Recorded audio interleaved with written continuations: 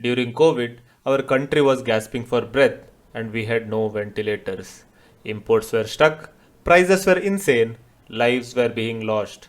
But Nikhil Kurele, along with a group of IIT Kanpur grads, refused to wait. No medical background, no fancy lab, just pure desi grit. In just 90 days, they built India's first ICU-grade ventilator. Affordable, reliable, made in India. Their startup, Noccarc. No noise, no PR, just life-saving innovation. Today they are making world-class medical tech helping Indian hospitals become truly Atmanirbhar. Real heroes, quiet revolution. Hit like if this made you proud and share so that every Indian will know.